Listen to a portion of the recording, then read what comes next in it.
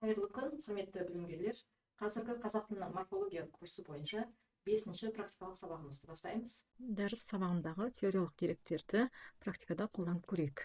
Берілген сөйлемдердегі жіктік жалғаулар сөздердің көрсетіп, қандай тұлғада тұрғанын анықтаймыз. Бірінші сөйлемде сөйлемнің баяндаушы қайтыпты, жолдас болыпты, жіктеліп тұрған осы сөйлемнің баяндаушы. Болыпты деген қандай тұлғада жіктеліп тұр? Ол көсемше тұлғасында жіктеліп тұр дейміз. Екеуі бір жардың басына келіп қонады. Қонады дегенде бұл да көсемшенің а жұрнағымен қолданылып тұр. Сөйтіп ауыспалы шақты беріп тұр. Түлкі жолбарыстың аяқ жағына жатыпты. Жатыпты дегенде мұнда да көсемшенің ып жұрнағы қолданылып өткен шақтық мағына беріп тұр. Жолбарыс ұйықтап қалғанда түлкі жолбарыстың үстіңгі жағына шығып жатып. Бұл жерде баяндаушылар тиянақсыз, сондықтан жіктік жалғауы жоқ. Әй жолбарыс, мені басып кеттің, арырақ жат депті. Басып кеттің дегенде басып кеттің. Бұл жерде жіктік жалғауы жедел өткен шақтан кейін тұр. Кет түбірі т жедел өткен шақ, ың жіктік жалғауы. Демек, жедел өткен шақта жіктеліп тұр деген сөз. Жедел өткен шақта жіктеліп тұр. Арырақ жат дегенде жат етістігі бұйрық райдың екінші жағында жіктеліп тұр. Екінші жағында. Бұны нөлдік тұлғада тұр деп айтамыз. Депті дегенде түбірі де, п көсемше жұрнағы, көсемше тұлғасында тұрып жіктеліп тұр. Жолбарыс жылжи беріп жардан құлап өліпті. Өліпті дегенде де көсемше тұлғасында жіктеліп өткен шақты беріп тұр. Осы секілді екінші сөйлемді талдап, жіктік жалғау етістіктердің қандай тұлғада жіктелетінін байқаңыздар. Негізінен етістіктер есімше, көсемше, жедел өткен шақ, сонымен қатар рай тұлғаларында жіктелетінін естен шығармайық. Келесі сөйлемдерден нөлдік тұлғадағы жалғауларды анықтайық. Жақсы өтіріктен жаман шындық артық. Бұл жердегі нөлдік тұлғадағы сөзіміз шындық. Бұл сөз не артық? Атау септікте тұр. Себебі бұл сөйлемнің бастаушы болып тұр. Артық сөзі сөйлемнің баяндаушы. Баяндаушы болғандықтан ол жіктеліп қолданып тұр. Жіктік жалғаудың үшінші жағында тұр дейміз. Ол артық. Ат айналып қазығын табар. Сөйлем бастаушы ат, табар баяндаушы ат. Атау септікте тұр. Ал табар деген жіктеліп қолданып тұр. Жіктік жалғаудың үшінші жағында қолданып тұр. Күріш арқасында күрмек су ішеді дегенде күріштің арқасы болғандықтан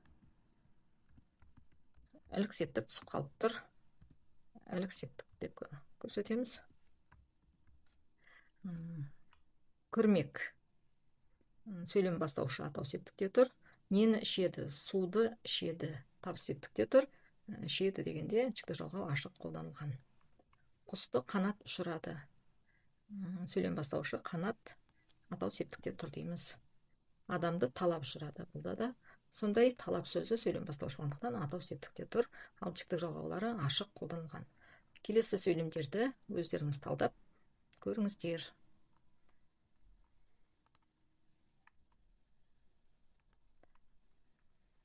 Келесі талдау деңгейіндегі тапсырмаларға оралайық. Мұндағы пікірлер дұрыс па? Бұл атау септікке байланысты пікірлер. Бірінші, арнайы тұлғалық көрсеткіші жоқ басқа септік түрлеріне негіз болатын тұлға, сонымен бірге бір ғана мәнде емес, кейде басқа септік түрлерінің, мысалы ілік пен табыстың қызметінде де қолданылатын ерекшеліктер болғандықтан атау септік деп атаудан гөрі оны негізгі септік немесе белгісіз септік деп атау керек деген пікір айтылады. Яғни бұл жерде атау септік басқа септік түрлеріне негіз болады деген пікір тұр. Қарай ойластырайық.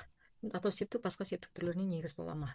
Мысалға, септеуге негіз болатын тұлғалар деп біз атау септікті айтқан жоқпыз. Ол септеуге негіз болатын сөздің түбір тұлғасы, басқа да негіз тұлғалар, есімше, тұйық етістік секілді, немесе тәуелдеулі формалар негіз болады.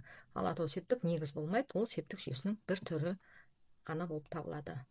Одан кейін атау септік басқа септіктердің қызметінде қолданылады деген пікірде дұрыс емес.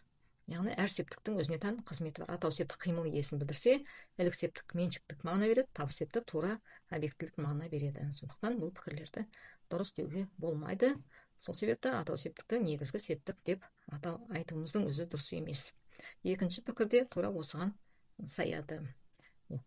Яғни барлық септік жалғауларына негіз болатын сөз атау тұлғада тұрған сөз дейміз. Егер осылай алатын болсақ, онда мысалға баланың дегенде ілік септіктің алдында атау септік тұр. Балаға дегенде бар септіктің алдында атау септік тұр деп түсіндіруге тура келеді. Тілімізде ешқашан екі септік қатар келмейді, сондықтан бұл пікірлер дұрыс емес. Атау септіктің қызметіне байланысты мынандай пікірлер бар. Атау септіктегі сөз бастауыш қызметтен басқа баяндауыш қызметінде қолданыла алады дейді. Бұл жердегі баяндаушымыз мұғалім. Мұғалім баяндауыш болып тұр, бірақ атау септікте тұрма. Атау септіктегі сөз әдетте бастауыш болып қимыл иесін білдіреді, ал баяндауыш болатын сөз сол қимыл әрекетті тікелей орындаушыны көрсетеді. Сондықтан атау септіктегі сөз ешқашан баяндауыш болмайды, мұғалім сөзі тіктеліп қолданылып тұр деп түсіндіруіміз керек.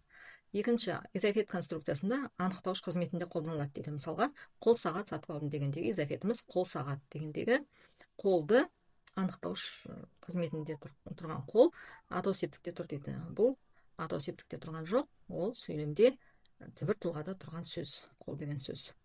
Атау септік болу үшін ол сөйлемде ол бастауыш болу керек. Сонымен қатар кейбір септеуліктеріміз атау септіктегі сөзбен тіркесіп қолданылады деген қате пікір қалыптасқан. Бұл да дұрыс емес. Ешқандай септеулік шылаулармен тіркесетін атау септік жоқ. Септеулік шылаулар түбір тұлғадағы немесе басқа негіз тұлғадағы сөздермен тіркеседі. Мәселен, мен жазбаймын өлеңді ермек үшін дегендегі ермек сөзі атау септікте тұрған жоқ, ол түбір сөз. Бұл жердегі атау септіктегі сөз бастауыш болып тұрған мен сөзі. Осындай қате пікірлерге назар аудару қажет. Септік категориясына тән белгілерді көрсетейік. Септік категориясын біз 4 белгісі бойынша топтастырамыз. Бірінші, ортақ грамматикалық мағынасы неде? Жазып отырайық. Ортақ грамматикалық мағына септіктерде жоқ.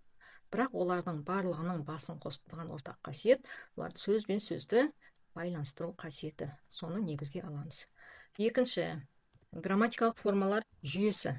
Септікте қанша грамматикалық тұлға бар? Әрине, 7 септіктің 7-еуінің де өзіне тән тұлғалары бар, сондықтан грамматикалық формалар жүйесі 7 түрлі деп беруіміз керек. Үшінші, грамматикалық мағына қайшылығы дейміз. Қайшылық деген сөз ол қосымшалардың бір-бірінің мағынасындағы айырмашылықтар. Септік жалғауларында қайшылық ол әр септіктің өзіне тән мағынасының болуы. Атау септік қимыл иесін білдіреді, ілік септік меншікті білдіреді, бар септік бағыттық, табыс септік тура объектілік деген сияқты әрқайсының өзіне тән негізгі мағыналары бар. Төртінші белгісі септіктің категория болу үшін ол белгілі бір сөз табын жаппай түрлендіре алатындай қасиеті болу керек. Септік зат есімге тән категория, себебі ол бүкіл зат есімдер септік жалғаулармен түрлене алады. Сондықтан ол зат есімнің категориясын құрайды деген сөз. Аталған тақырып бойынша біздің сабағымыз аяқталды. Сау болыңыздар.